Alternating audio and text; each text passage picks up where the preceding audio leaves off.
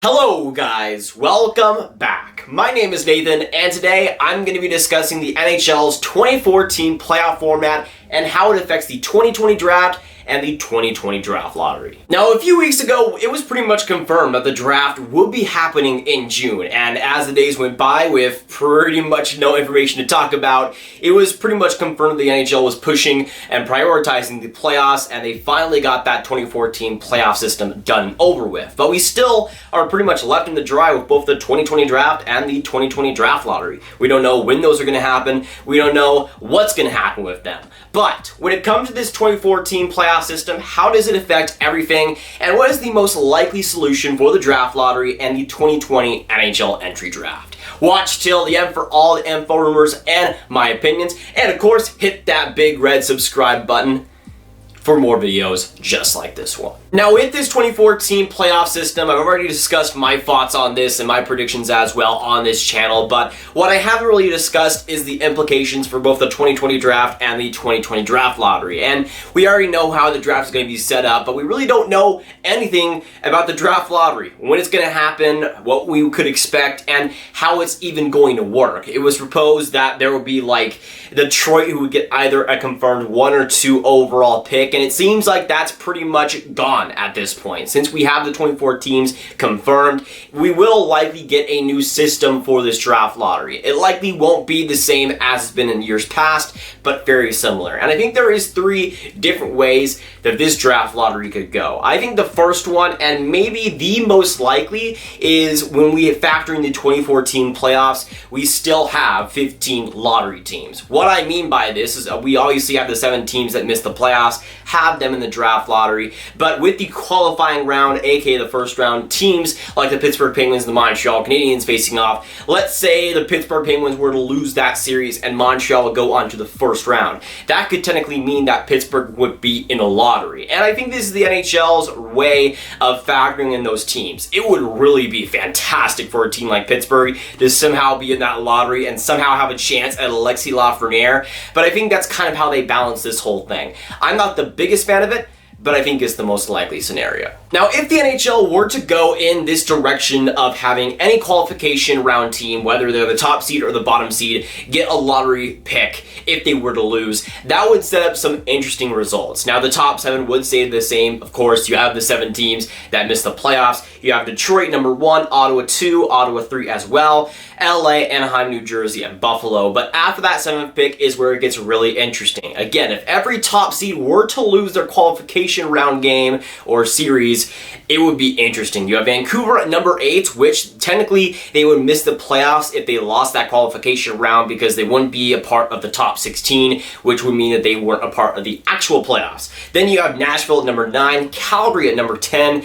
the Ottawa Senators from the New York Islanders pick at number 11, the Carolina Hurricanes at number 12, the Rangers at number 13 with the Toronto pick. You have the Edmonton Oilers at number 14, and the Pittsburgh Penguins at 15th overall, who have like a 1% chance at getting Alexis Lafreniere. And that specifically is kind of my problem with this whole system is, yes, the NHL doesn't want to have the team in the playoffs go on, get first overall, and then win the Stanley Cup. I know that, but there's also a double-edged sword here because you have a team like the Pittsburgh Penguins at 15 that, even though they have a super small chance at getting into the top 3 with the normal lottery system, that's still a pretty decent chance. It's a better chance than 0%. And for a team like the Pittsburgh Penguins to even have a chance at Alexis Lafreniere, that doesn't even bode too well for me. Yes, the best they can get is 15th overall odds-wise, but I'm not too sure about that. There is some other ways they can do it, but again, this is the most likely system, and that is the most extreme situation where all the bottom seeds beat the top seeds in the qualification round,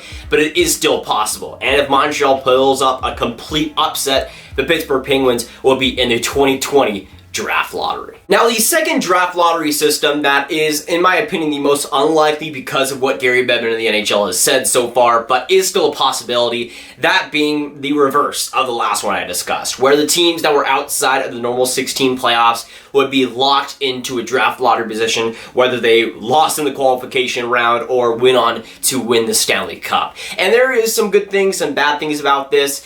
Obviously, I think it will be a lot less crazy than the other system where you have the teams that lost in the qualification round getting into the draft lottery, unless a team like Montreal were to get first overall and win the Stanley Cup. That would be peak craziness.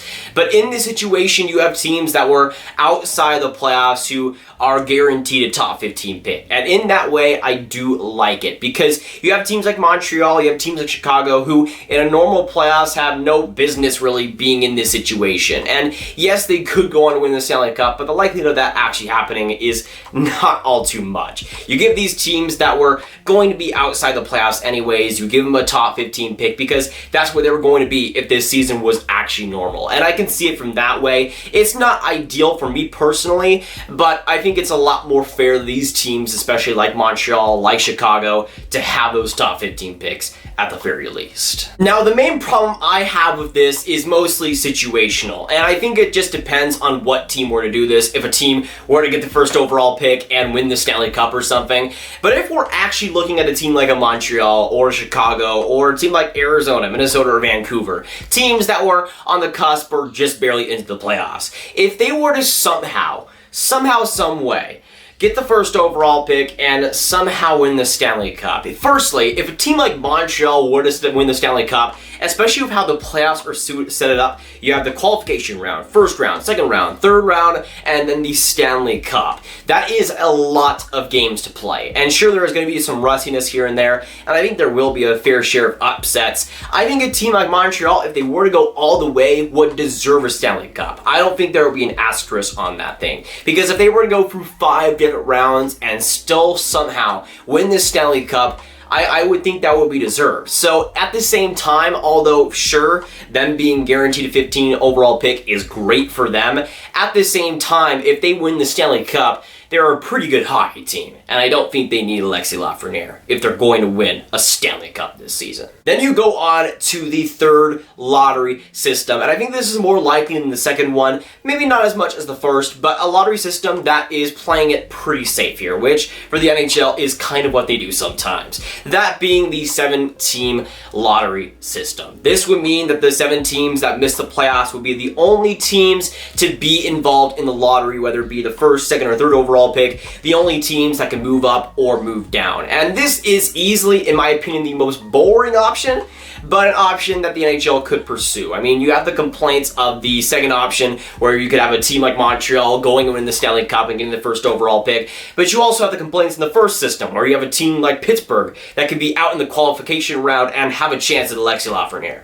This way, you have the 7 teams that were locked into not being in the actual playoffs and were pretty much no way going to be playoff teams into the lottery system. Again, in my opinion, it's the most boring because there's so few options to actually get Alexis Lafreniere, but at the same time, if the NHL does end up choosing it, I would not be too surprised. Now, personally, whether they go for the first or the second option, I couldn't care too much about both, because both are good options that have the 15th overall pick, have a chance at being a first overall pick. And I think that's exactly what the draft lottery is about. That's why so many people care about it, including me. That's why so many people are so excited to see the results and what actually happens. That's why it's broadcast on TV and so many people watch, is the chance of a 15th overall team to get the first overall pick. And when you have 7 teams here, sure, there would still be a lot of drama, especially if they had the first, second, and third picks all open, but that would just mean less teams, less excitement, and less fans tuning in, to be honest. Because if you have a team like Montreal outside,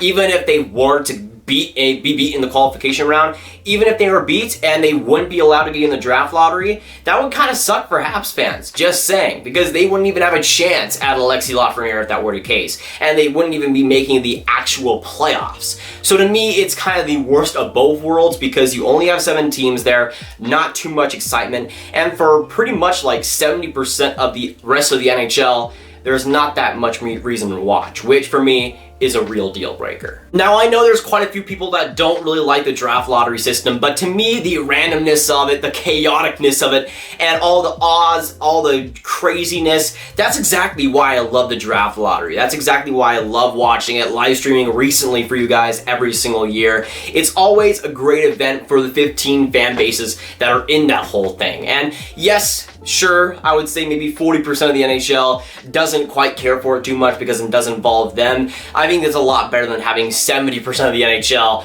not being really involved at all, because when you have that many teams, when you have 15 teams potentially in it, to get a guy like Alexis Lafreniere this year especially, that just provides so much drama, so much entertainment just from watching at home. I want to see that atmosphere, I want to see that randomness, and I want to see it happen with the 2020 NHL Draft Lottery. But that is it for today's video. Thanks so much for watching, all y'all. Of course, with this video, make sure you hit that like button, hit that subscribe button, and hit that notification bell if you haven't already. Comment down below your thoughts. What lottery system do you guys want to see implemented, whether that be the first, the second, or the third? Let me know. Share this video with your friends. Get the lottery ideas out there, boys, and click on this card right here to watch all of my 2021 NHL draft content right in one playlist. And as you can probably notice, I am wearing a Caco jersey. You would know if you follow me on Instagram, Grav_hockey, and all of that. But it is my first Ranger jersey. It is absolutely beautiful, and I'm so glad to wear this one today. Thanks so much for watching, boys. I'll see you guys in the next one, video or stream. Goodbye.